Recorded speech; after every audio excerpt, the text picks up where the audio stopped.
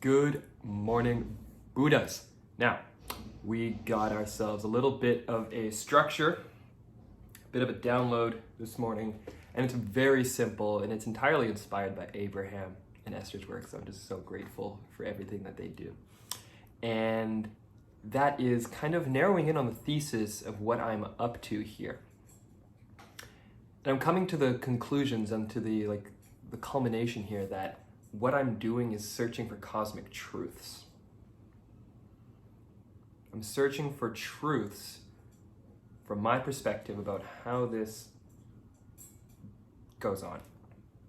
And for some clarity here, this doesn't mean that all the truths that I have, everything that I express is necessarily 100% true for you, because you'll have your own life experiences and your own reasons for doing what you're doing, and maybe you should copy what I'm doing or maybe you shouldn't. That's not for me to decide. But what is fascinating to me was a concept that Abraham talked about in a video this morning about how truth is relative to the people who believe it. And my biggest thing my whole life has always been trying to find the truth, trying to remove myself from the equation and to look at it objectively, to figure out what the actual heck is going on here. Not how do I feel about what's going on here, but what's actually going on here. And nobody's perfect. It's not something that I've been able to do my entire life in every situation constantly, but it's something that I strive for. And it's really satisfying to ask a question out there into the universe, right? And then to know that the answer is going to be different than the question. It has to be inherently. It's a different vibrational level. Even if you just take the question and find a frequency that that question vibrates at, let's say you add the words together.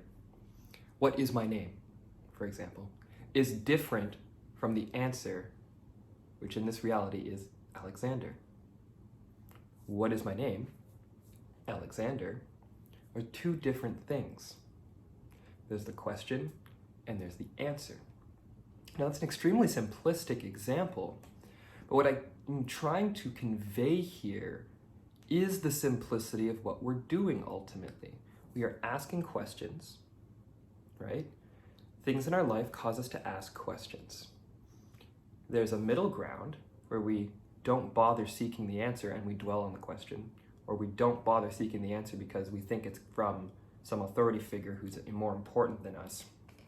Or we don't bother seeking the answer because it's a negative situation, so we look down on it, right? But if we can get past this veil, this middle ground of I don't want the answer, we can get past it and move past the question itself to the answer side of the equation, then it comes to us. And in my life, I'm even just trying to think of an example right now of when that has happened. Right? Have you ever been writing a test or a quiz and be stuck on a question and you're just screw it, I'm gonna move on. If I have time at the end, I'll answer it. And you forget about the question, you move on, you go and do the other ones you're struggling, whatever. At least that was my experience in school. Never super good at answering questions on quizzes. I always felt too much pressure, I hated it. I knew the answers, but I couldn't put them into answer form on quizzes and tests. It was weird, kind of break there that I never got my head around. Maybe that's a whole other subject to discover why. But if you have a question and then you forget about it and then you go ahead and you work on another question or something else, the answer comes. That has happened to me so many times in my life. And I think I'm gonna have to make a video dedicated to some examples of that, because right off the cuff, I'm not coming up with anything in particular. But a recent example is not necessarily about how to solve a problem, although it is a problem. It is actually about what should I do next, or what is the courses of action I should take. I have a set of scenarios right here, and I'm hitting this stumbling block where I can't make a decision, I can't decide how I want to move forward. But when you actually just surrender those scenarios to the greater beingness of the universe, or whatever you want to call it, the answer appears, right? And that just recently happened for me in an entrepreneurship standpoint.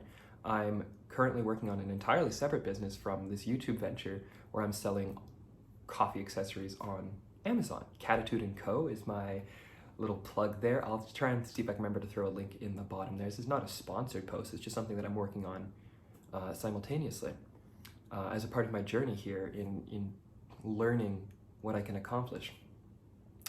And I was getting very frustrated. For about 2 weeks, I was at a point of like hitting this wall. I couldn't move past this specific thing that was blocking me. And I decided, I was like, you know what? I'm going to do the shadow work. I'm going to think about, okay, what are these abundance blocks? Why can't I already feel like I have the right to earn this money? I've put this work out. All I need to do now, I have the product. I've paid all the money. All I have to do now is sell the product and receive the money from my happy customers. But I just keep hitting this block. Or I guess in past tense, I kept hitting this block, especially after this goes out. They'll already be for sale. And I just realized that I had to really surrender it. I had to step back from the equation and I had to let the universe kind of guide me what I needed to do next. And the universe was like, hey, you had this plan, you're already working it, you tried to diverge it a little bit because you got scared, which totally happens and it's totally normal, by the way. Don't ever beat yourself up for being fearful of something and taking action to protect yourself. That's actually, oh my God, that's a whole other video. But if you're doing something that's a little bit new to you and a little bit potentially scary, and you take action that then defends yourself and protects yourself, without hurting anything or anyone really, it just kind of slowed me down. That's an incredible opportunity to see, well, what do I need to work on? Okay, so we're gonna make a whole other video about that at some point. But I had this big question, like, what was my next step? What should I do? And I just surrendered. I was like, all right, universe, spirit, like, I gotta know something. And then spirit was like, go have a shower. I was like, okay, God, I'll have a shower. Showers are great. And in the shower, they're like, okay, do it this way. I was like, oh, you're right. Yeah, that was one of the options that I had presented, right? And I was like, I'm gonna do it that way. So ultimately, here, what I'm trying to say, we are looking for the truth. We are looking for reason. We are looking for understanding about what the actual heck is going on and why it's going on and where it's going on, et cetera, et cetera. And, you know, I think it's a good thing. It's a beautiful thing. And I think that we need to encourage more people to actually ask questions in their lives. And that's what I want to do. I want to encourage people to think for themselves. I want to encourage people to ask questions about why the F certain things are happening the way that they are. Not to worry about why they're happening, and not to question whatever's happening from a I don't want to do it perspective, but just to look at it as a grander scheme about what could be the benefit in this and what's going on and what can I learn given the situation that I'm in right now. Again, it's 2020 October, right? If you're watching this when it comes out, you already know what's going on. If you're watching this sometime in the future, you already know what went on. And if it's way distant future, well, then get a history book and find out what happened in 2020, because I don't want to talk about it. But what ultimately is going on is that people are making decisions out of fear. That's it, because they don't know the truth. So they're trying to protect as many people as possible. And I like to see that from a position of complete unadulterated love. No one out here is trying to hurt anybody whatsoever. Period. That is my belief. And I fundamentally believe it, so it would take a heck of a lot to change that. Now,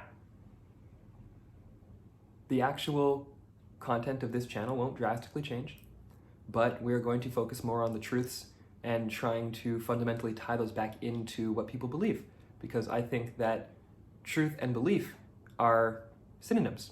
Right? If I believe it to be so, then it is true. And we're going to conclude our video today with a kitty. Meow.